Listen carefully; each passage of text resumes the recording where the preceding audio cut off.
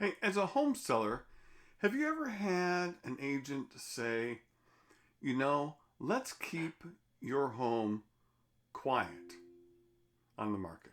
Okay, we're going to do like a private listing, or we'll call it a quiet listing, or an agent will call it a pocket listing. But maybe they're going to use different euphemisms, like they'll say private exclusive or something of that nature. And the rationale they explain to you is that they have a curated set of buyers and that they want to use your home to maybe test the market, maybe test the price, see whether or not we can actually sell your home without you having to put it in the MLS and have a bunch of showings and have a bunch of people come through and have a bunch of open houses. This is a way for them to maybe facilitate the transaction, so it's much easier for you. Have you heard that? Some of that's going around right now, and I find it very disturbing. I believe that a home seller is best served by having their home exposed to as many buyers as possible, which in our case would be putting it on the multiple listing service known as the MLS, which then gets propagated to all sorts of other sites. You may not be aware of this, but the MLS is really the source of most of the data for the Zillows and the Realtor.coms and the Trulias and God knows wherever else you see listings showing up. But it usually starts with the multiple listing service. And the reason that it's put in there is so your home is exposed to as many potential buyers as possible. Those with agents, which would be somebody exposed within the MLS, and agents who are looking for homes for their clients. And then as it gets propagated out to all sorts of sites like the Zillows and Realtor.coms, of which have millions and millions of eyeballs all across the country looking at your home. You don't know where the buyer is coming from. And I'll tell you right now, most agents don't know where the buyer is coming from. Unless they have a specific buyer that they're working with in which they think there's a good fit. Most people do not know where that buyer is coming from. They could be coming from someplace local. They could be coming from someplace far away. They could be coming because a friend has just told them about that and they want to move into the area. We don't know. What we do know is that we can find them best by exposing your home to as many people as possible.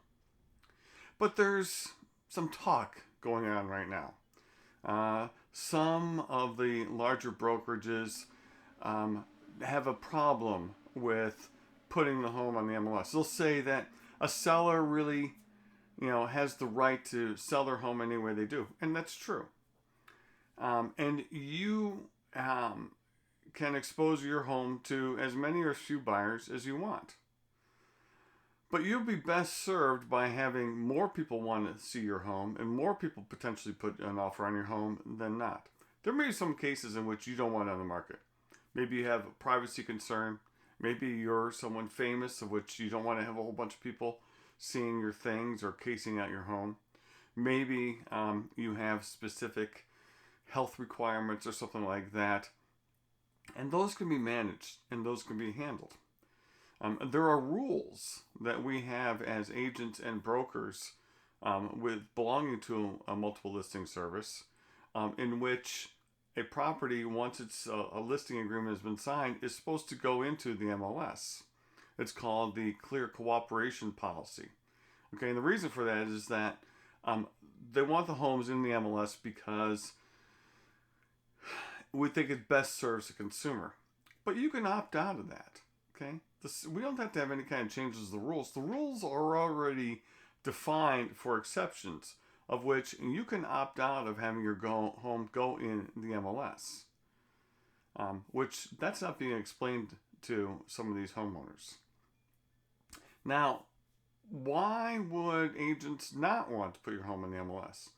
Well, maybe they have a curated set of buyers of which they've convinced that says that their listings are exclusive and that by working with them, they're going to provide to you an exclusive set of homes of which nobody else sees so that you as a buyer don't have to compete.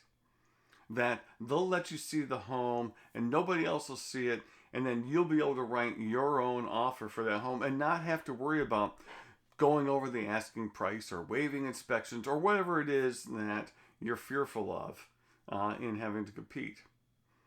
And so they're selling it to the seller to make it sound to the seller that it's going to be easy. And they'll sell it to the buyer because they'll make the buyer feel as though they're special, okay, and that they don't have to compete with everybody else.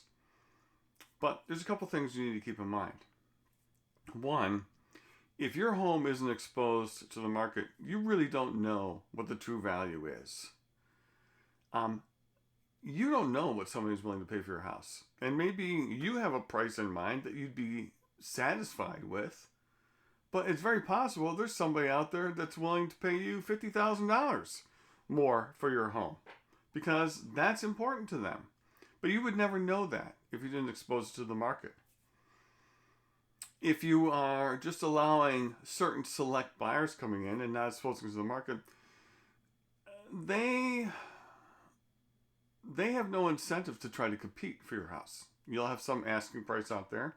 They'll make that offer, that asking price. You'll think everything is fine because your agent is helping you, representing you. But you really don't know. And you will never know because it was never exposed to the market.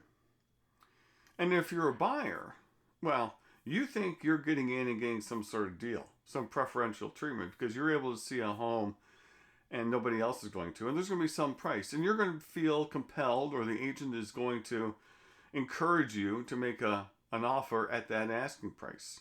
But you really don't know either whether or not the value of that home is accurate because it has not been exposed to the market. Maybe that asking price is too high.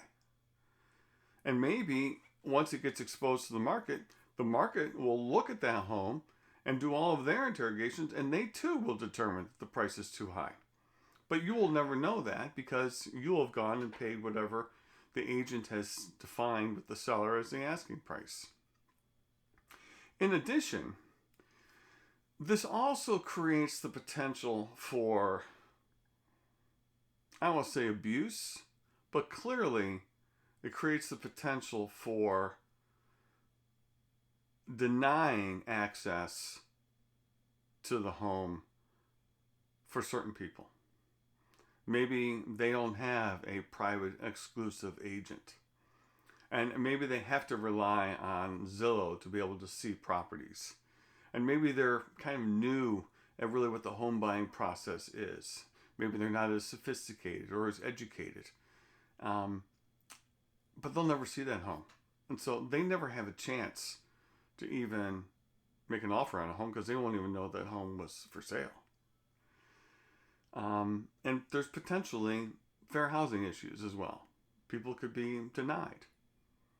They don't even know they're being denied. They just don't have access. So if you're thinking about selling your home, or even if you're thinking about buying a home, and somebody talks about doing something private or exclusive, we'll just keep it within our own little ecosystem here, and we'll make sure that our great buyers will see your home, but not expose it to the rest of the marketplace. You might want to think twice. You might want to think twice about who's really being better served. Is it you, the client, or is it the agent and the brokerages? Hey, if you got any questions on this or any comments, it's got a lot of things going on there. We wrote some blogs on it, got some Instagram on it. Now we've got a YouTube on it. I even have an article published on it in Inman News, which is the real estate industry forum for a lot of real estate information. So it's called the Clear Cooperation Policy. Some people will call it private listings. Take a look. It's getting a lot of attention out there. Give us a like, give us a subscribe, give us a comment. Have a great day.